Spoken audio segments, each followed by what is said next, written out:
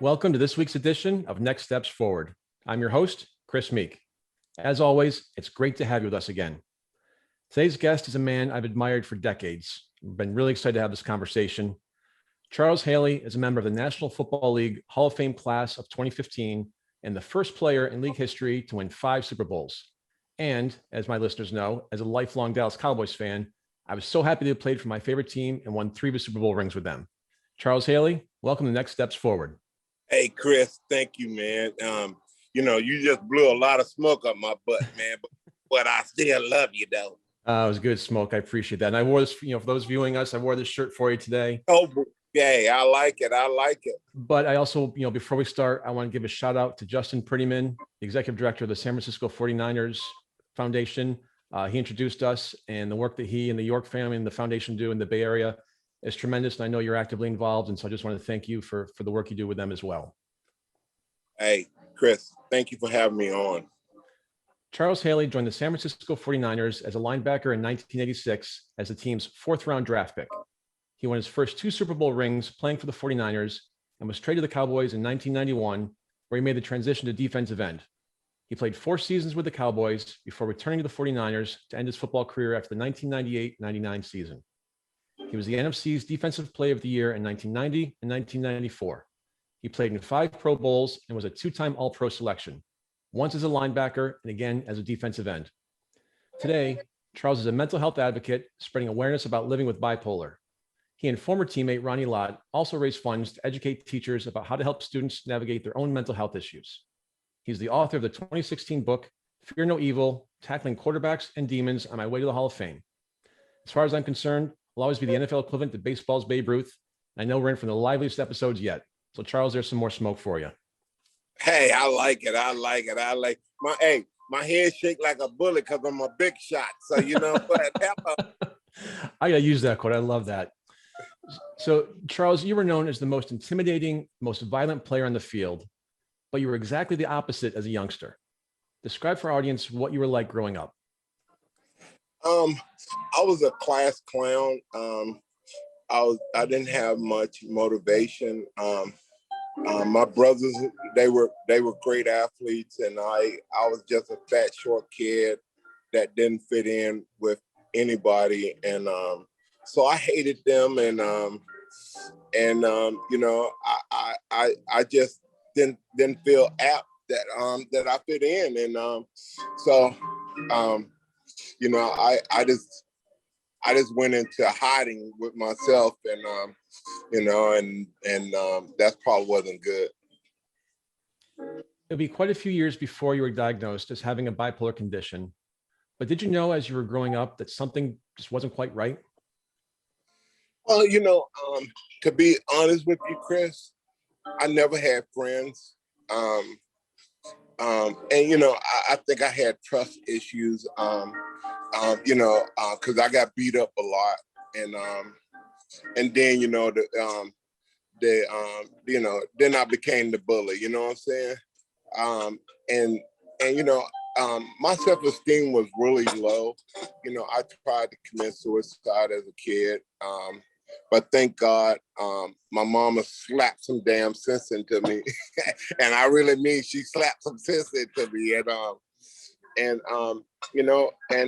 I got on my knees and prayed, and I asked God to give me one thing, to live for. And so my mom told the pastor, and so that next rainfall, in the Southern Baptist Church, before they did those tanks, you had to walk out in a creek, and so trees and everything was flowing by. And he told me, you better walk out on faith. And I remember that. And in my whole life now it's about walking on faith and just believing that I can do anything. For many years, you used your meanness. You talked about being a bully to keep people away because you didn't want people to know that you had a 10-year-old child inside of you. Roughly what age were you when you started to use that strategy, and how long did that go on for? It went on for most of my life, man. I intimidated people. I made sure that they didn't want to talk to me. so then I don't, they never got close to me to know what was going on really inside of me. I let Ronnie Lott, he got the closest to me, and but he never got inside of me. And I always wanted to be that intimidated that he was, and that, I think that's what drove us together, because we're the same peas of a pod. So you led your high school team to the state championship, but you weren't highly recruited by colleges, and you ended up playing for James Madison University. How did that come about? Well, you know what? The school I grew up in, they didn't like us, like me and my brothers, because we had to work during the summer, and so we didn't do that football stuff. But we were, we got to a certain point. We were the whole football team, the whole basketball team, and everything else. And so the guidance council, the colleges were sending them things. He never gave it to me, and so when I finally found out I could go, I wasn't ready to go, because I hadn't taken the courses that I needed. But James Madison took a chance on me, and I'm gonna always in my life respect them. And I tell people always that when somebody take a chance on you, you better value that, because that's one great moment. And I love them so much, and they got my Hall of Fame bus inside. And Coach McMillan, he knew something was wrong with me. He sent me to a counselor while I was there, and then they fired him in 2 years. And then after that, I went back to being Charles. You get in my way, I beat your ass. And so we got to keep it real, baby. So you were finally diagnosed with bipolar disorder in 2002, 3 years after you retired from the NFL. Were you at all worried during your career that it would change you and you wouldn't be as intimidating on the field if you sought help? No. One of the things that I try to get people to understand is I'm the calmest when the bullets are flying. And I knew everybody's position on the whole team. So when we get in the huddle, I can tell everybody what that job description is. The thing that I had a problem with is being called out. And so the way I fought that is that I knew everything. I knew what the defense coordinator knew. And so that I never had to have that confrontation, because, there can only be one. It can only be one alpha male, and I'll fight for that one. How do you think your playing career would have been different if you'd been diagnosed with bipolar and received treatment earlier? I wouldn't have, it wouldn't have did anything, man, because the medicine I take now, all it does is it slows my brain down enough for me to go to sleep. It takes away my agitation. But after that, I'm the same guy, man. I get pissed, and I just changed my life when I got older, and went from Malcolm X to Martin Luther King now. So, I don't believe in violence, but you know what? If I got to step up, I will. Would you say that you or others were in denial to some extent about your mental health? And what should someone in their audience do if they or someone they know is in denial about their mental health? You know what? To be honest with you, Chris, the biggest thing they can do is let them know how much they love them. Second, be honest. Something is wrong. Hey, they may not like you, but you keep moving your feet. Every time they get up, every time they move, they see your face. They know they can trust you. And at some point, that trust will take them to get help. The thing that I try to tell people is pick one damn thing to live for. You can find 99 other reasons to live, but find one. Find that one joy and hold on to it. How does one find that joy? How do you drown out the noise of 99 other things? Well, you know what? I Your once phone's I starting to once slip, Charles. Sorry to I interrupt. There, once you're back. the once the once I got my medication under control, my life changed. I could see out the window. I never could in my whole life. All I saw was dirt on the windows. I couldn't hardly see out. And so once I got my medication regulated and I found somebody I can trust to talk to. See, what's wrong with people is they think it's one doctor, one shoe fit all. It doesn't work like that. You have to search and find. And then you know what? You need help. Hey, and it don't matter who's it come from, but you need it. So to that point, I get the sense that athletes may be more prone to hide their mental health issues. Do you agree or disagree with that? I agree 100% because,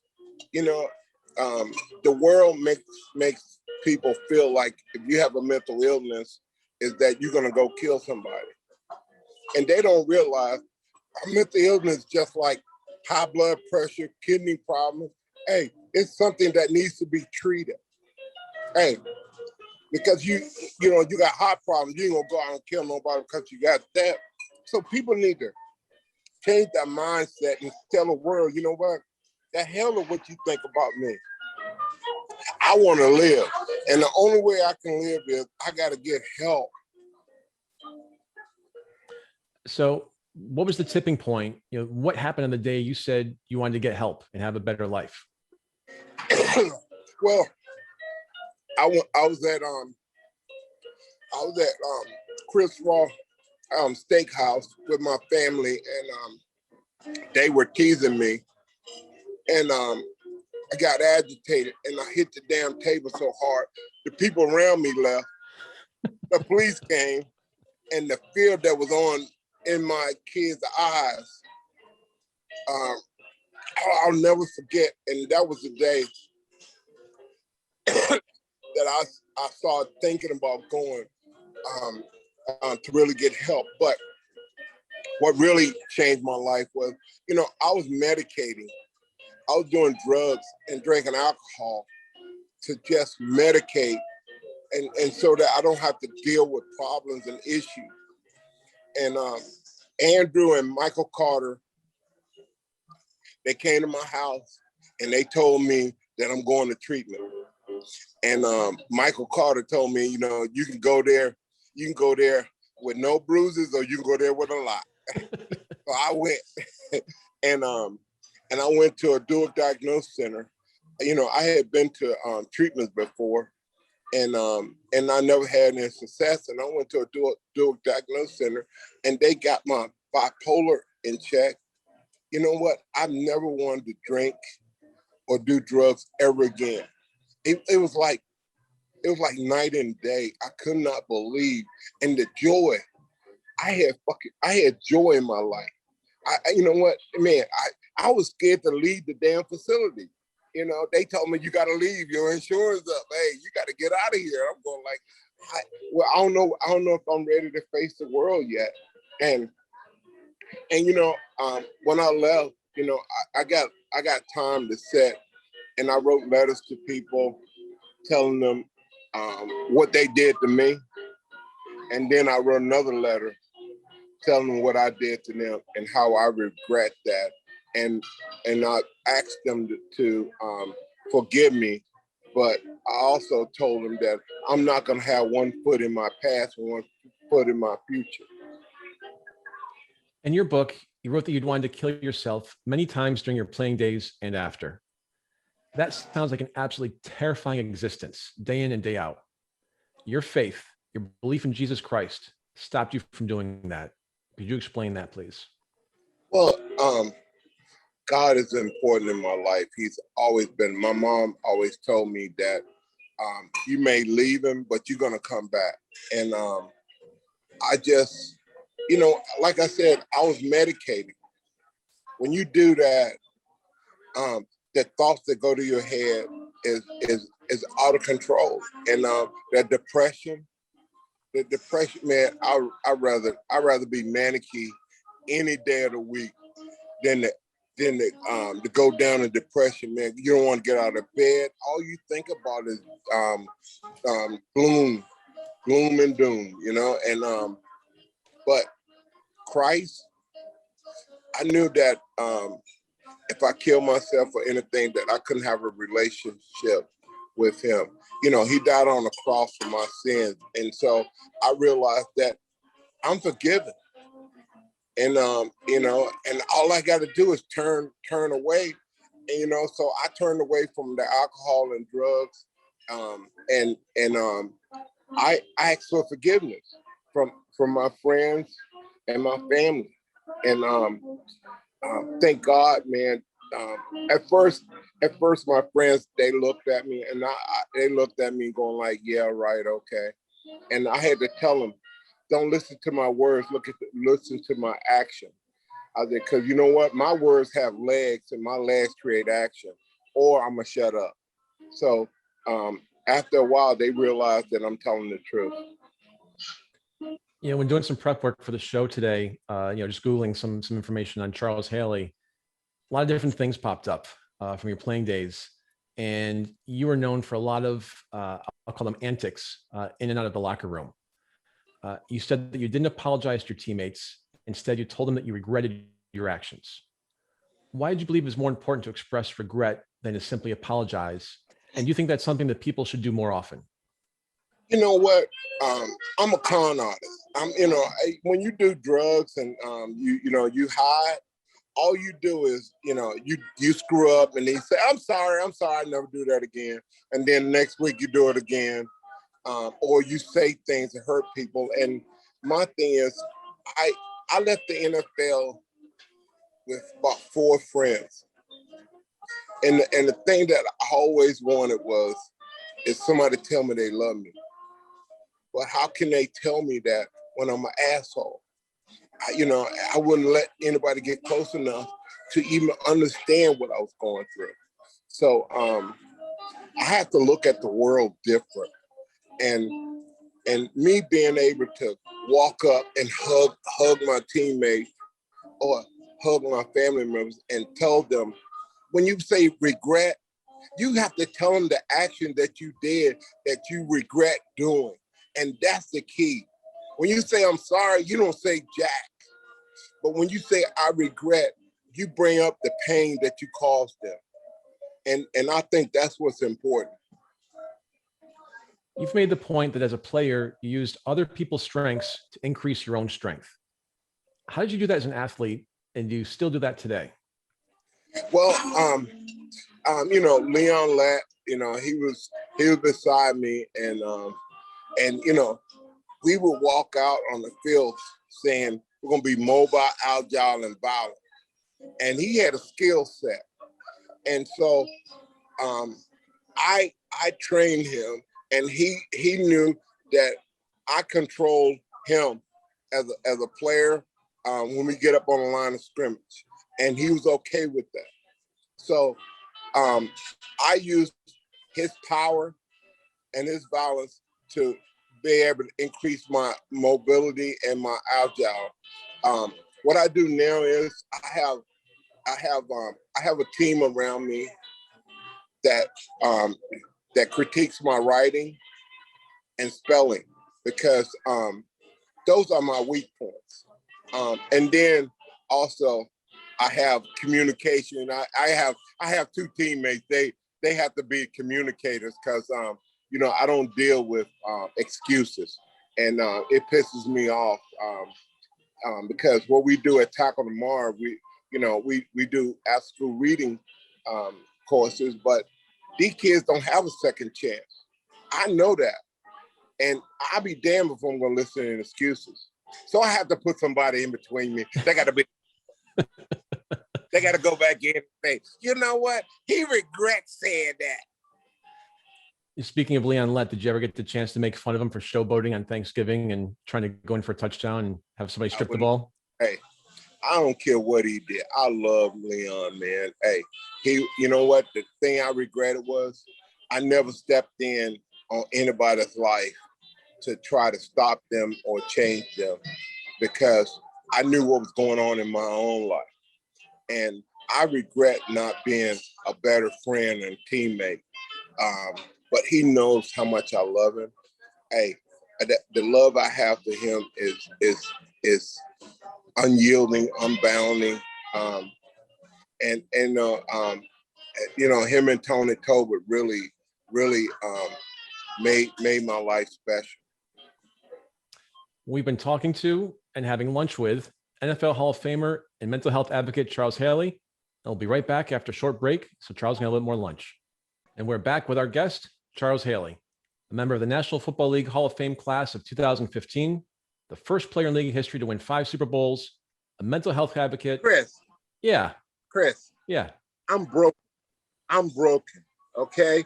That's how you introduce me. You're a man. I'm a man that's broken. You're not broken. You're fixed. Glue. I got a lot of glue holding me together. And I tell people all the time, don't think of me as something special. I'm broken. I'm broken just like everybody else. And I was just lucky to be able to achieve some different things. But you know what? I achieved those goals at a high cost. And I don't want to ever have to make those choices ever again. Well, and I appreciate that, Charles. And you say you're broken, you've got glue holding you together.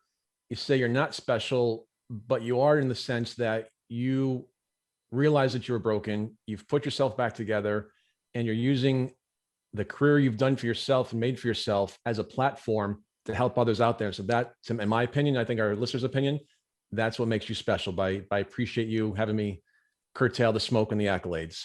One last one is that you're one of my all-time favorite NFL players. So I just want to get that out there too. Well, thank you. So Charles, not only did you play on both the Cowboys and 49ers, you played against both teams when you were with the other one. In 1989, you're with the 49ers when they beat the Cowboys in the regular season and went on to win your second Super Bowl ring. In 1990, the 49ers and you beat the Cowboys again. In 1992, you're with the Cowboys when they beat the 49ers in the regular season and NFC Championship game, and you won your 4th Super Bowl ring in 1994. That list goes on and on. How difficult was it for you to join a team that was first a bitter rival, and then how did you adjust to competing against former teammates that you knew and liked so much? Well, the problem I had was I don't adjust. I realized when I came into the Cowboys that they were a team already, and I was an individual. So individual. I lead with fear. So my goal was to strike enough fear in these guys' heart to keep them on a distance away from me, and keep them on edge at all times. So I did that pretty good. It wasn't hard playing against 49ers because they devalued me, man. I just felt like they thought I was easy to be replaced, and that pissed me off. And so when I went to play them, it was game on. I just, it hurt. When I went to the Cowboys, I was leaving the team of the 80s and going to the Cowboys, and I didn't know anything about the Cowboys or anything. And, and Jerry Jones meet me at the airport. And I'm Jerry Jones of the Dallas Cowboys. Then he take my luggage. I'm going like, yeah, right. Okay. Hey, no, you playing games. Yeah. And then people started telling me, yeah, that's Jerry Jones. I'm going like, okay. And the greatest thing that he ever said to me, nobody's ever said, I got your back. Nobody's ever told me that before. And those words, he's a man of his word, and he's always had my back. Every NFL team has extraordinary athletes on it, the best of the best. So how is a Super Bowl team different from a team that is not as successful? What's that winning edge? Attitude. Hey, you got to want it. And the problem is they don't want to take it. Nobody's gonna give you shit in life. You gotta take it. You know, if you want it, you gotta go take it. And that's the kind of fierce competition that I brought to the game. I wanted to be the best player on the field every time I walked out, offense or defense. That's the attitude I took out there. When I walked out to practice, I walked out to practice to kick some butt, okay?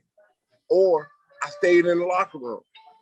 You have to know, you have to be a man. You got to walk out there determined to be the best. And I'd be damned if anybody can hold me back. This show, Next Steps Forward, is about personal empowerment and well-being. One way that we empower ourselves is by working with each other. What lessons about teamwork and the importance of chemistry can we gain from all of your Super Bowl victories? Teamwork is the key to success. I don't believe in I, because I ain't did nothing. It's about we. I believe that a team is a chain.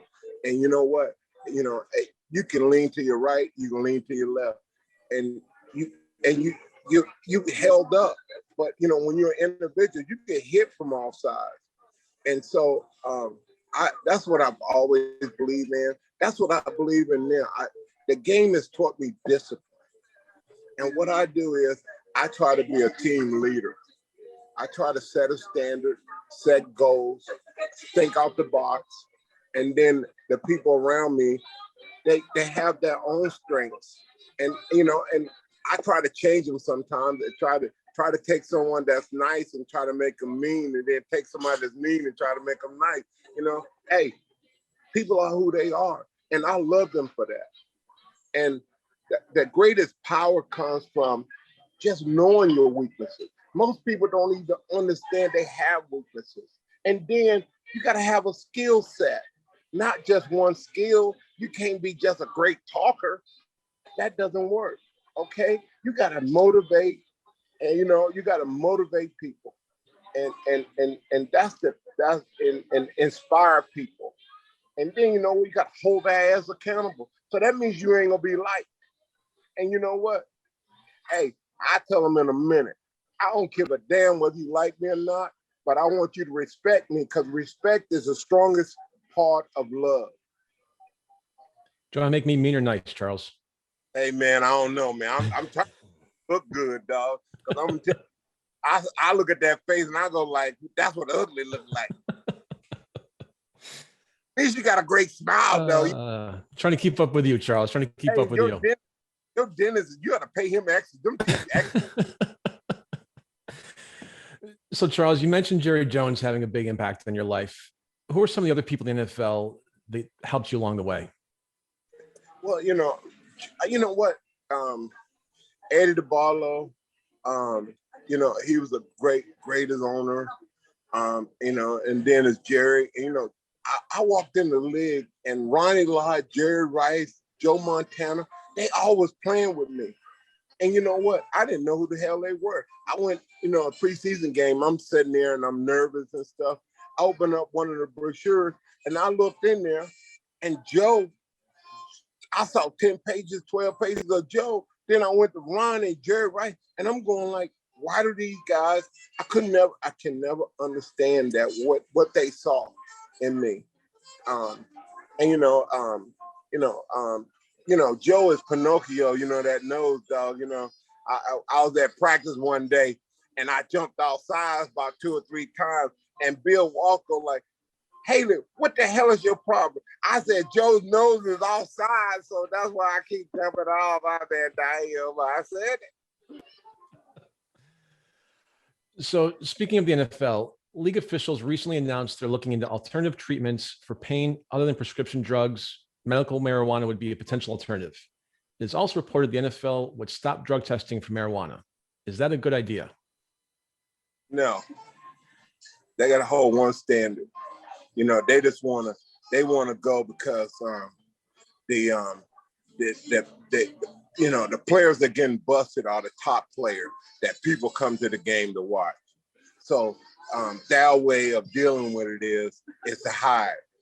You know what? What's next? It's like everything else. You start one place and you keep going. And I started drinking, I started doing marijuana, and then I started doing cocaine. So it's just it's one thing after another. The NFL, so are they gonna let steroids come back? It's it's things about the NFL that I love that I could always count on is that their standard of excellence was very high. And you knew if you break that standard, you had to pay a price. And without them knowing that they can pay a price, they're gonna man, they can push your damn envelope. And and most of them are they dumber than a damn box of rocks. Hey, these rocks you get a spark from. Damn. Universities are also focusing more attention on the mental health of student athletes. What can they do to better address those most important issues? They need to get athletes ready to do that second life after football and sports, because when I got done playing, I went into depression because I never thought that it would end, and I didn't have anything to turn to, and nobody told me that you should be preparing for the end. So I think that the way you got to deal with it is that you gotta feed the sheep. You got to give them power and opportunity. Because that's the key to it all. You're gonna always have people that are depressed and stuff, and you know what? They have psychologists, sociologists. They got all kind of people walking around that room that see it. But you know what? They cowards. They wait for that kid to come to them instead of them going to them. And I'm at the Cowboys or the 49ers, and I see people acting like me. I go grab them by the arm and take their ass into the counselor and go like, yeah, you need to be in here. So let's talk about the work you're doing today. Tell us about your foundation, Tackle Tomorrow. What's its mission, and why did you choose that mission? Well, Tackle Tomorrow is about after-school reading. I told you I went to college reading 2 grade levels behind, and these kids don't have a second chance. So if we don't get it to them now, who's gonna do it? And our way is a little different than most people because we build the community and the school. We provide GED and ESL classes. We beautify the school, put computers in there, teach them coding. We're taking down south what the private schools do and to empower these kids in the community. When you spread love, it may not come right back, but it will come back. And that's what we know. Because when we go down there now, we got parents coming to PTA meetings. We got, they making sure the kids in class, they coming up, volunteering. I mean, it's impressive what we're doing. But Tackle Tomorrow is bigger than Charles Haley. I don't have to be that face for our foundation to run because we got one goal, and that goal is excellence. You have inside of you greatness, but you got to let it out. And people got to give you tools to do that. Because if you don't feel like you got a voice, how in the hell can you let that greatness that lives inside of you out? So I feel like I go down. I think about our foundation every day. I think about how to impact these kids' lives. And my feet leaves a trail. And my teammates, you know what? I tell them like my mama said, you know what? If you follow this trail, you can always be walking behind, but you need to make your own trail. And so my teammates, they push me because they're always out the box. They're younger than me. They're smarter than me. Hey, but I'm more determined though. But we got to work on that with them, though. You know what I'm saying? They can't have it all. Keep them in check. Yeah. So Tackle Tomorrow is a very different mission than your work with Ronnie Lott. What are you doing to, as I mentioned in the intro, to educate teachers about helping students navigate their mental health issues? We take psychiatrists down when the school year is over to talk about trauma, how because kids act out. They think the kids have a learning difference. It's just that the kid has been experiencing trauma, and then the teachers go through stuff, and so what we try to do is we try to focus on one part of it is talking about what mental illness is and how it affects you, and then how it affects everybody around you. Because I didn't notice what I was doing and being an asshole and not letting people get close. And as a teacher, you can have that same persona and you're not really helping anybody. So I let my story speak. And me and Ronnie, we came together because Ronnie knew something was wrong, but his ass never told me. And and I want to punch him in the eye all the time, because you know what? He was my best friend and he could have told me. But it's like anything else. How am I gonna perceive it? Am I gonna take it with blessing, or I'm gonna think he's against me? And so that's why I feel like I can step out of the box and tell people, you know what? Don't be Ronnie. Speak up, because you know what? That person's life is on the line, and if you stay silent, silence is a killer for the person that's suffering and the person that's watching them suffer. So, nobody wins. I read that as you were starting out with your efforts to help players with substance abuse or mental health issues, that the first 5 or 6 relapsed and you felt like you were doing something wrong. First, you'd said that you failed. Was it really your failure or theirs? And what were you doing at the beginning that you've changed since? Well, you know what? My daughter just graduated from Stanford, and I had a chance to reflect, and and I told them that I failed them as a father, and as a dad, and as a husband, because I wasn't there.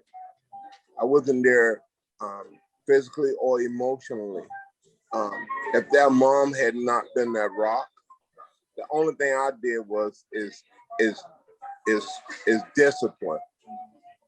That's the only thing that I can remember that I contribute to that relationship, and I know in my heart that if they put that trust in me, then I don't think I can ever. I don't think I could ever fix the pie. It might have whipped cream on the top, but shit underneath. It don't matter what happens now. I love my kids. I love my ex-wife, but you know what? I know there's a lot of stuff mixed in underneath. They won't even talk about my mental illness. They won't even address any of the stuff. So they're never healed. And the only person that affects them is me, because they're tight. When we go out to eat, they just talk among themselves. I'm sitting there, so I don't do anything with them anymore. You've made the point that the way the media covers mental health has contributed to its stigma. That is, every time a gunman shoots somebody, he has a mental illness. He's dealing with depression. But there are a lot of people who don't do that. You've suggested that drives people with mental health issues back into the dark. What's the solution to that problem? The solution is that we got to do a better job as a nation, as a country, talking about mental illness, talking about the difference, and talking about that mental illness is like any other illness. You have to go seek help. And that's the only thing I can really tell you is that if I had not went to that dual diagnosis center, I don't know what would have happened to me. And I just that was God sending his message down to save me. And I tell people all the time, don't wait, seek it. You know, people talk to me about mental illness, some kids, and you know what? You know, they talk, and I tell them, you know, the parents want me to talk to them, and I get the kids my number, and you know, I don't hear nothing for months, and then they call me and say, okay, can I go see your counselor? And then they'll call me back, say I'm in treatment. It's just a blessing when that's happening, because I don't want to see a child kill himself and then the parents, you know, hold that, you know, for the rest of our life. So, Charles, we have just a few minutes left. I'll promise to let you get back to your lunch. To that point, it's cold now. I know. I owe you lunch after this. I promise. You know, I get paid for this shit. Oh, I know. Check's in the mail. Don't worry. You know, okay. So, would you share your best advice for anyone who's trying to cope with mental health issues? And what would you tell people who have a family member or friend going through those challenges?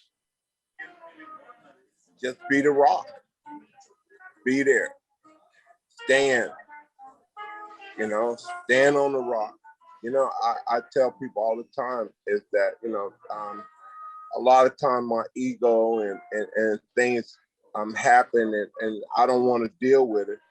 And God, you know, he bring me down to my knees, and you know, and I think I'm on a rock, right? And I look, the rock, you know, it's being crushed, right? And I said, God, I said, why is the rock breaking? He said, because I'm building a mountain.